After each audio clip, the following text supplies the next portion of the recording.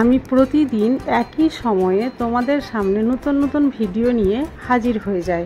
কোনো দিন থাকে রান্নার ভিডিও, আবার কোনো দিন থাকে কিচেন টিপস। তবে আজকের কোনো রান্নার ভিডিও নয়, আজকের ভিডিও আমি নিয়ে এসেছি একেবারে নতুন ধরনের কিচেন। রান্নাঘরকে সাজানো গুছানোর জন্য যেসব ফুলগুলো আমি ব্যবহার করি রান্নাঘরে থেকে সেগুলো কিন্তু অনেকটাই তেলচিটে হয়ে যায়। আর সেটাকে পরিষ্কার করার জন্য যে ট্রিক আমি তোমাদের দেখাচ্ছি সেটা যদি তোমরা ফলো করো তাহলে খুব সহজেই এই তেলচিটে ভাব থেকে তোমরা মুক্তি পেতে পারো। প্রথমে নিয়ে নিয়েছি একটি পাত্রে হালকা গরম জল, আর দিয়ে দিচ্ছি 1 চামচ ডিটারজেন্ট পাউডার। আর এইভাবে একটু চুবিয়ে নিলেই কিন্তু সব চিটচিটে ভাবগুলো চলে যাবে। তারপরে সাধারণ জল দিয়ে ধুয়ে নিতে হবে। দেখতে পাচ্ছ কত অনায়াসে খুব কম পরিশ্রম করে এই ফুলগুলো আমি পরিষ্কার করে নিলাম। আশা করছি এই ট্রিকটি তোমাদের খুবই ভালো লেগেছে। চলে আসছি পরবর্তী ট্রিকে। এখানে দেখতেই পাচ্ছ আমি কয়েকটা আলু রেখেছি। এখানে সামান্য কয়েকটা আলু দিয়ে আমি তোমাদের দেখাবার চেষ্টা করেছি যে আলু কিভাবে স্টোর করে রাখলে ভালো থাকে। আলু যদি একটু যত্ন সহকারে না রাখা যায় তাহলে আলুতে অনেক সময় গাছ বেরিয়ে যায়, আবার অনেক সময় পচেও যায়। তাই আলুকে একটু যত্ন সহকারে রাখলে আলু কিন্তু অনেক দিন পর্যন্ত ভালো থাকে। এইভাবে একটা ঝুড়ি আমি নিয়ে নিয়েছি, আর সেটাতে দিয়ে দিচ্ছি কিছুটা কাগজ। আর তারপরে আলুগুলো আমি এভাবে সাজিয়ে রেখে দিচ্ছি, আর কয়েক টুকরো কাগজ এর উপরে ছড়িয়ে দিলাম। এই প্রসেসে যদি আলু রাখা যায় তাহলে আলু অনেক দিন পর্যন্ত ভালো থাকে। আর তোমরা দেখেই থাকবে এই প্রসেসটা কিন্তু ফলের দোকানেও দোকানদাররা ফল রাখার সময় করে থাকে, তাই ওদের দোকানে ফলও কিন্তু অনেক দিন পর্যন্ত ভালো থাকে। আশা করছি এই ট্রিকটিও তোমাদের খুবই ভালো লেগেছে। চলে আসছি পরবর্তী ট্রিকে। এখানে দেখতেই পাচ্ছ আমি হাতের চুড়ি দেখাচ্ছি। চুড়ি দেখাচ্ছি মানে যখন কাজ করি তখন এই চুড়িটা উপর দিকে যতই সরিয়ে রাখি না কেন নিচে নেমে যায়, আর কাজে অনেক সময় বাধা সৃষ্টি করে। তাই একটা রাবার ব্যান্ডকে নিয়ে এইভাবে যদি হাতের মধ্যে ভরে রাখা যায় তাহলে খুব সহজেই কাজটা করে নেওয়া যায়, আর বারবার চুড়িটা নিচে নেমে আসার কোনো সম্ভাবনা থাকে না। আশা করছি এই ছোট্ট ট্রিকটিও তোমাদের খুব ভালো লেগেছে। চলে আসছি পরবর্তী ট্রিকে।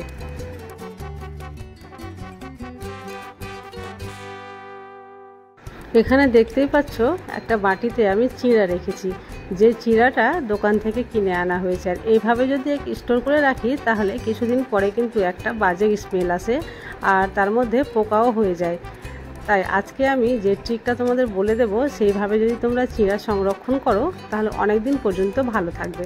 প্রথমে এই চিঁড়াটাকে ভালোভাবে চেলে নিতে হবে। আর দেখতেই পাচ্ছ কতটা ময়লা বেরিয়েছে, আর এই ময়লাটা থাকার জন্যই কিন্তু এই চিঁড়াতে পোকা লাগে। এটা আমি বাইরে ফেলে দেব। তারপরে একে একটা ভালো পরিষ্কার পাত্রে এভাবে ঢেলে দিলাম, আর তারপরে এর উপর থেকে দিয়ে দেব কয়েকটা লবঙ্গ। পিকে ম্যাজিক ফুড ফ্যাক্টরিকে তোমরা যদি ইনস্টাগ্রামে ফলো করতে চাও তাহলে ডেসক্রিপশানে লিঙ্ক দেওয়া রয়েছে, সেখানে গিয়ে অবশ্যই ফলো করতে পারো। লবঙ্গ দেওয়ার পরে ঢাকনা দিয়ে ঢেকে দিলেই কিন্তু অনেক দিন পর্যন্ত চিঁড়া ভালো থাকে। চলে আসছি পরবর্তী ট্রিকে। এখানে দেখতেই পাচ্ছ একটা ডিম আমি একটা পাত্রে ভেঙে নিচ্ছি। ডিমের সঙ্গে সঙ্গে কিন্তু এক টুকরো খোসাও এই ডিমের মধ্যে পড়ে গেছে, আর কোনোভাবে হাতের সাহায্যে উঠাতে পারছি না। তবে ডিমের খোসা দিয়ে যদি এইভাবে উঠানো যায় তো খুব সহজেই কিন্তু ভিতরে পড়ে থাকা খোসাটা বেরিয়ে আসছে। দেখতে পাচ্ছ কত সহজে এটা আমি পরিষ্কার করে নিলাম। চলে আসছি পরবর্তী ট্রিকে। এখানে দেখতেই পাচ্ছ কয়েকটি ডিমের খোসা রয়েছে, আর এই খোসা দিয়ে আমি কি করব চলো তোমাদের দেখিয়ে দিই। আমি একটা মিক্সার গ্রাইন্ডার নিয়ে নেব, আর এটা তার মধ্যে দিয়ে ভালোভাবে গ্রাইন্ড করে নেব, কারণ মিক্সার গ্রাইন্ডারে যে ব্লেড থাকে এই ব্লেডটা অনেক সময় ভোঁতা হয়ে যায়। তাই এর মধ্যে ডিমের খোসা যদি গ্রাইন্ড করা যায় তাহলে সেটা অনেকটাই শার্প হয়ে যায়। ডিমের খোসাগুলো খুব ভালোভাবে গ্রাইন্ড করে নিয়েছি, আর তার মধ্যে এবার দিয়ে দেব সামান্যটুকু জল। তারপরে এই মিশ্রণটা আমি ফেলে দেব না। এটা গাছের পক্ষে খুবই ভালো, বিশেষ করে গোলাপ ফুলের গাছে। যেখানে আমরা বাজার থেকে বন ডাস্টগুলো কিনে গাছের গোড়ায় দিই সেখানে কিন্তু ডিমের খোসা দিলেই একই রকম ফল পাওয়া যায়। তাই এটা আমি নিয়ে গিয়ে গোলাপ ফুলের যে গাছ আছে তার গোড়ায় আমি দিয়ে দেব। চলে আসছি পরবর্তী ট্রিকে। এখানে দেখতেই পাচ্ছ একটা চুড়ি রয়েছে, আর সেটা আমার হাতের মাপের চাইতে অনেকটাই ছোট। আর এটা আমি কিভাবে হাতে পরিয়ে নিচ্ছি সেটাই তোমরা লক্ষ্য করলে দেখতে পাবে। আমি কোনো জল দিয়ে ভিজিয়ে বা সাবান দিয়ে পিচ্ছল করে হাতে পরছি না, কারণ সেটা জল লেগে গেলে এটা রং অনেকটা উঠে যেতে পারে। তাই একটা ক্যারি ব্যাগের সাহায্যে এইভাবে কত সহজে আমি হাতে চুড়িটা পরে নিলাম। এই ধরনের ছোট ছোট আর নতুন নতুন কিচেন ট্রিক্সগুলো তোমরা যদি দেখতে চাও তাহলে প্লিজ আমার চ্যানেলটি সাবস্ক্রাইব করে পাশে থেকো। আর ভিডিওটি ভালো লাগলে লাইক, কমেন্ট, শেয়ার অবশ্যই করো। আজ তাহলে এই পর্যন্তই। কাল আবার দেখা হবে অন্য কোনো ভিডিওতে। ততক্ষণ পর্যন্ত তোমরা সবাই সুস্থ থাকো, ভালো থাকো।